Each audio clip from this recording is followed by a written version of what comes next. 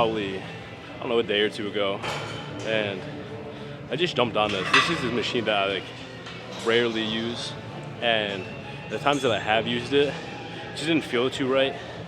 And every single time I tried it, I was doing two hands at once. But like I was saying, I was on here probably a day or two ago, and I tried it with one arm, just kind of messing around, and it felt really good, had a great connection with it.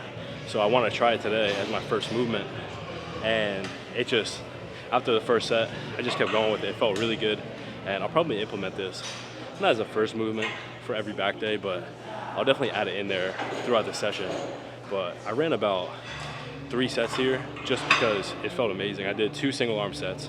I think once my lats were activated and kind of just like used to the movement, I did 1 set with a double arm, and then I did a back off with a little bit lighter weight, but that was a double arm as well.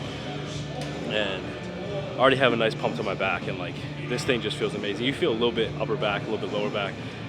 Depends on where you're like really squeezing it, but overall, this is a good machine, so it's going to be added to the rotation for sure. But heading over to a pull down, I usually like to do some sort of row and then a pull down. I don't know why, kind of just like, I feel like it stretches out the muscle a little bit differently, and that's what we're going to do. So quick little pull down, do a pull over, and it's a good day.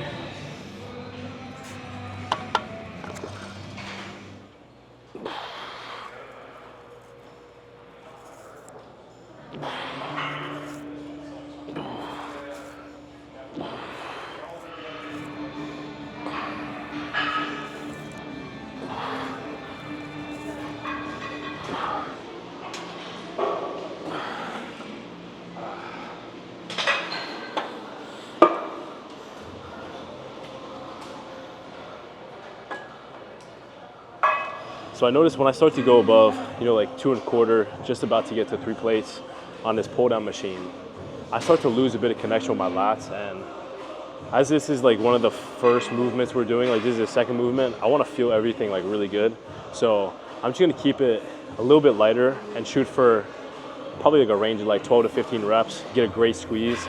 And the biggest thing that I'm focusing on here is my elbow drive. I'm almost like on the way down, as I'm pulling down, I kind of want to rub my elbow against my lat, keep it super close into my body, and drive my elbow like down and back as far as possible, to the point where, you can play with trying to find your like maximum range of motion, but on this, you can really feel it on the bottom of your lat if you go far back enough. So, just try to mess around with your movements a little bit, play with range of motion, try to go farther than you usually do, and you're only gonna benefit from it, so.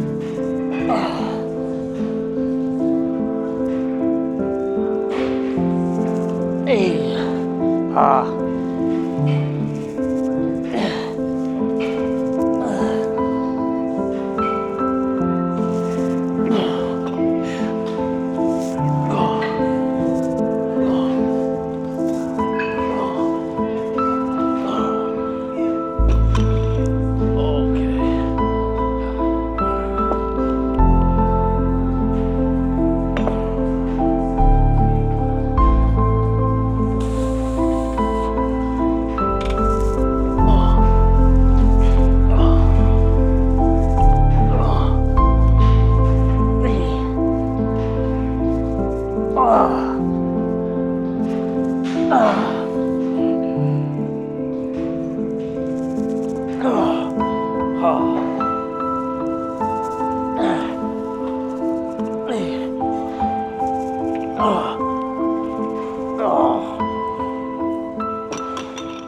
has got to be one of the best movements for upper back. Like, it locks you in with the bench like this. It locks you in so much that the only thing that you can really pull with is that upper middle portion of your back. And obviously the best way to target that, other than the bench or just like the overall setup, is to kind of keep your arms at like a 90-degree angle. So the dumbbells are horizontal, at least when you're looking down at them. And you just gotta drive your elbows out and back. So pretty much, instead of pulling on a lot of row movements, you kind of keep your arm at a 45 and you kind of just sling it back there. This, you really want to focus on driving your elbows out to the side and up to the ceiling. And I promise you, you'll get a good squeeze on it. And this is a very humbling movement. I did 70s here and that was a little too much, to be honest. Probably even a little bit of ego lifting, but I think I would have been good with like a 50. I started off with a 45 and I started feeling it then. So this is really good to do high reps just because the contraction is crazy. And if you want to ride it out, perfect for that. So this is, I usually do like a seated version of this, but the past 2 sessions, at least back sections, this has been feeling really good. So there's not a lot of progression here for me yet. I think I started off doing just about this weight and it hasn't really gone anywhere, but over the next few back days, I really hope to grow this movement and at least start moving a little bit more weight. But overall, this one will get you.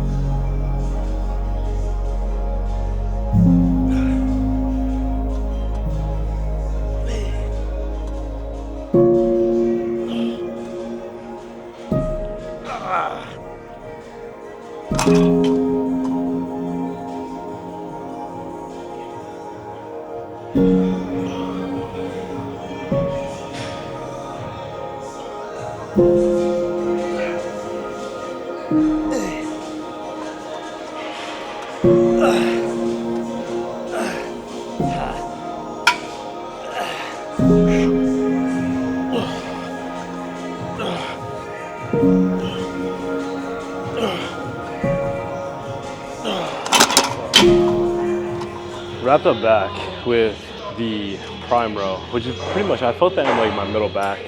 And you know, I did an upper back movement, got a little bit of lower back too, but just to cap it off with that, it felt really nice. Just get the whole lat pumping, get it moving, get it feeling good. And you know, I did 2 top sets there, or maybe it was 3. I think I did 2 or 3, I don't know. Honestly, my brain is a little fried right now, but I capped it off with a little drop set action and just cranked out as many sets or as many reps as I could. Just get super nice squeeze, good stretch, and you know, I feel like when you finish up with the middle part of your back, you pretty much feel it everywhere, just because at this point my back's already fried.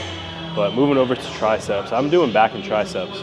So my first tricep movement, I'm doing just like a normal push down. They've been feeling really good lately. I usually have trouble like feeling my triceps, but the past 2 sessions, I don't know what it is. Maybe it's the movement, but I'm doing these these easy bar push downs, and I'm just getting a good connection, going decently heavy, but you know, just getting a good squeeze overall. So you don't have to go on, you don't really have to go heavy on anything to get that good squeeze, good connection, but definitely is beneficial to go a bit heavier.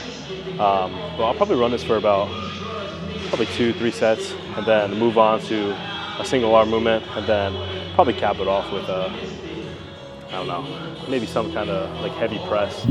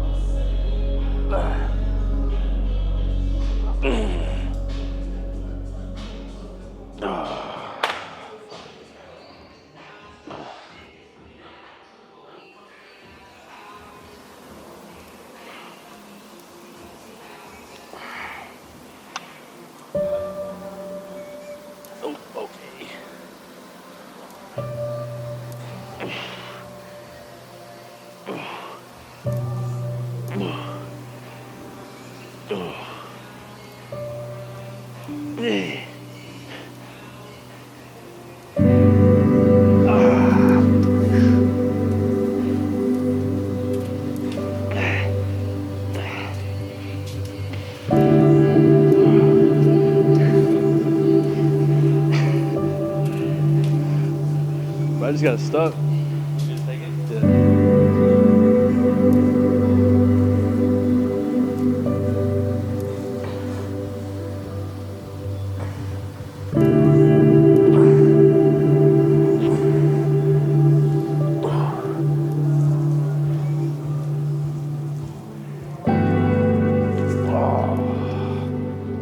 My triceps right now, holy shit.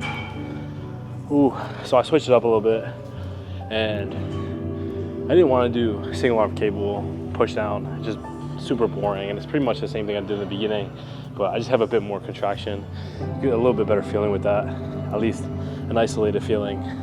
And I don't know, I've really been feeling dips lately. They tax the muscle super quick. I feel a great stretch with it, and just overall, it's a really good movement to grow your triceps. So hopping on this, and I don't know, this is another late night lift, and it's such a good time, bro. Like, I don't even know. It's so good being in the gym, especially late like this. This is 2 hours out of my day where I get to completely just let my mind go. And, you know, it's a great thing to have, like, stress relievers outside of the gym, but this is one of the things, like, you can't beat it, bro. You can't beat coming into the gym, getting a fat pump, and, you know, just like training as hard as you can. There's nothing better than it. But I don't even know, bro. Crazy. 9 p.m. gym got me in my feels, but it's such a good time in here, bro. I love this so much. I love the gym. I love training. I love everything about it. And bro, it's pretty much just all mindset. Like, when you get locked into something and you start getting like emotional about it, bro, that's when you know, like, this is the thing for you. So there's gonna be so many different things that you approach in life or you just come across, and, you know, if you just have that feeling about it, like, you know, this might be your thing, just take it, bro. Like, fucking, just take it by the fucking handles and ride with it. See how far you can get with it. Don't let anybody, like, I don't know, bro. Don't let anybody get in your way. Like, block all that hate shit out. Do what you want to do, and just grind as hard as you can with something, and just try to hit your full potential, because I don't even know what my full potential is, bro. And I'm sure you don't know your full potential either. And, you know, I really don't think anybody ever truly hits their full potential, but the closer you get to hitting that, it's just gonna put you where you want to be. So it's literally like a never-ending chase, but the closer you can get, you know, I feel like that's what success is. Not getting there, but not stopping the chase there. So yeah, I need a post-workout meal.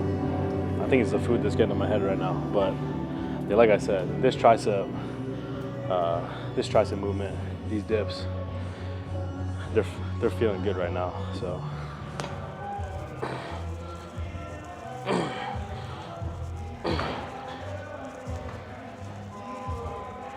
Oh, damn. I've never really been a fan of compression shirts, but the past 3 or 4 sessions I've been wearing the long sleeve Younger Leg compression, and I just love it. It shows the pump really well, and I just, you know, I feel really good in it. And I'm a firm believer, if you're feeling good in the gym, you're gonna perform. Even if it's 1% better, you're gonna perform better. So you gotta take everything you can. But overall, good back day. Can't complain. I haven't had a good back pump like that in a minute, and you know, everything was firing. And I think it's because I've been dealing with just like, I don't know what it is. I'm sure everybody has like that one thing that's always aching or nagging them, and mine just happens to be my upper mid back. I feel like a rib's popped out or something, and it's like one of those annoying things that's not, it doesn't go away. And I think it's because the way that I sleep, I kind of like turn to my side and I'm like all like twisted up. So I try, like I sleep on my back, like I fall asleep on my back, but I always wake up in this like twisted position, and I feel like it throws everything out of whack. But you know, after I got a pump, I was doing those single arm rows, and it just went away. And I don't think you should be working out if you have like an actual pain, like a tore muscle or you pulled something. Like I say, you just rest. But if you have one of those just like really annoying, nagging things that doesn't go away, and it's just like, not that you're living with it, but it's just, you got to work around it sometimes. Get a really good pump in the area, go lighter, and just do a lot of reps and just get like a nice squeeze going. And I'm sure the tension will loosen it up, and you probably won't feel it as much because you have like a fat pump going.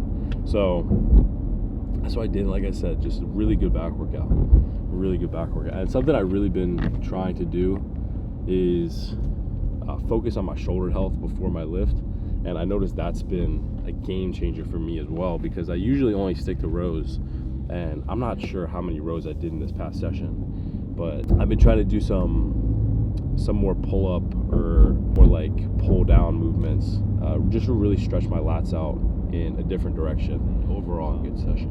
But tomorrow we've got a low day, and a low day is pretty much the same as a training day, just, you know, less food and no training. So it's nothing like a training day.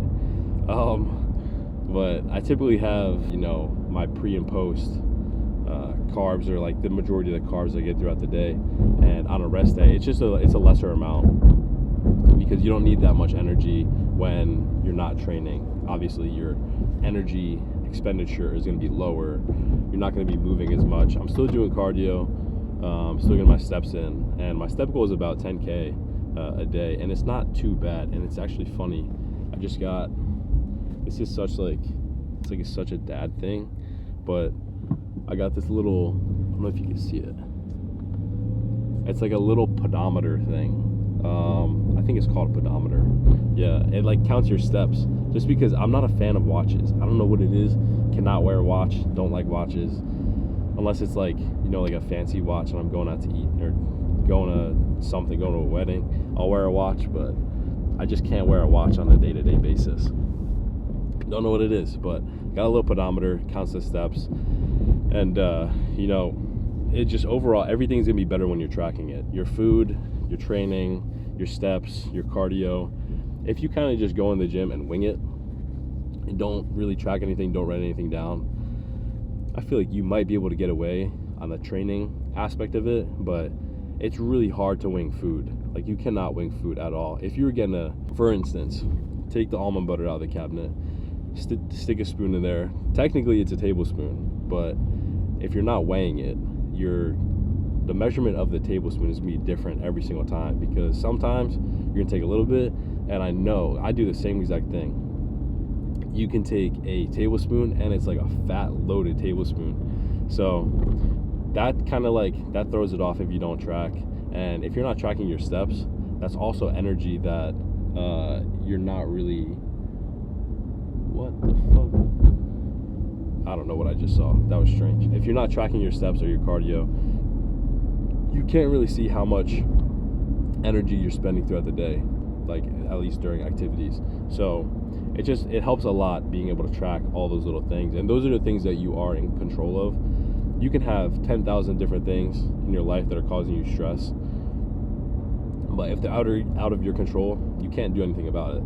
But if your training, your cardio, your diet, you know, if you want to change your body, if you want to get shredded, if you want to bulk up, and you're just not doing it, and that's causing you stress, that's on you. And like, you know, it sucks. That's like the hard truth. I've been there. Like, trust, bro. There's been so many times in the past where I would beat myself up about, you know, not looking the way that I want to, and it just sucks because you get in your head about it so much, and like it's almost like you're in a place where you're just stuck and you get sad about it. But there's a different perspective that I started to see, and sadness is literally, you feel like you don't have options. So when you're sad, you feel like you have no options. But having no options, or thinking you have no options, is also ignorance. So if you're able to correlate it and see it like that, you can kind of like retrain your way of thinking to the point where if I'm sad, you can think about, why am I sad? Is there something I can do about it? And there's always an option. There's always an option on the table. So tracking my food and tracking cardio, training, everything really helped. At least it helped me get to the place that I wanted to be mentally. And obviously your body starts to change over time. It's not something that happens overnight. So I don't even know what happened. Are you recording now? Yeah, I don't even know what happened. My camera just cut out. I think it overheated on the dash. But I'm not even close to being on the same wavelength as I was before. And I have no idea what I was talking about, because I just kept talking for like another 5 to 10 minutes. And that just completely slipped. I don't remember what I said, to be honest. So it's just one of those days. But anyways, if you're having a bad day, just remember it's a bad day and it's not a bad life. And if you can, do one thing that makes today a better day than yesterday. It's really going to help. Just put a little bit of effort into actually trying to make it a better day. And, you know, eventually you'll get there. But anyways, thank you guys for watching. Thank you for liking and commenting on the video. I really appreciate it. Really appreciate the support. Thank you for tuning in. And I will see you in the next one.